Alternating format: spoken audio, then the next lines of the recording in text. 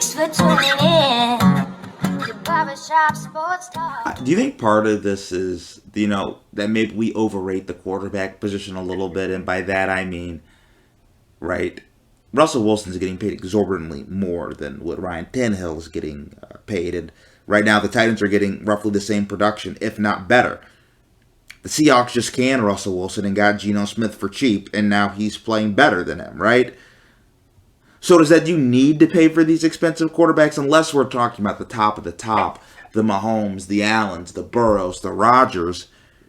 I guess once you get to a certain point, like if we start talking about like let's say even the seventh best QB in the NFL, like even Jalen Hurts for example, we all love Jalen Hurts. He's playing really well or two attack below, but is it like should you really break the bank for those guys when you could find somebody else and get reasonable replication of production? Well, this is a tough one because there is a dead zone in the quarterback market, and Tannehill's definitely in it.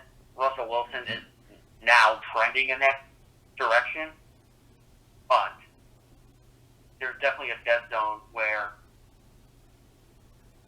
the quarterback needs to play and produce at the level he's being compensated at, and if he's not,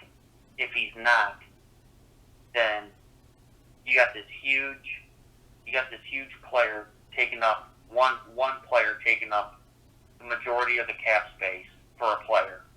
So 15-20% for one player, and he's not producing at the level that one would have thought that he would be playing at, and now it really just puts them in quarterback purgatory. Also, on the other end too is, there is a level where there has been a change now in the NFL. I believe at the quarterback spot where it used to be, players kind of at this good level or good enough, and now NFL teams seem to be moving on from that dead zone where now the quarterbacks in the NFL is you got your franchise guy.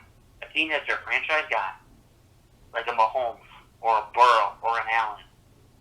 And if you don't have that guy, teams are trying to tank to get that player in the draft, or they draft a young kid and they think he might be that guy.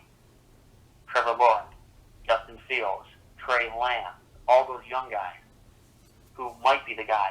So that middle class of quarterbacks, it used to be like, the Matt Ryan, a Tannehill a few years ago. That middle class is good to win a few games. It's never good enough to beat the top quarterbacks. And, on the Tennessee level, like, where does Tennessee go without Tannehill?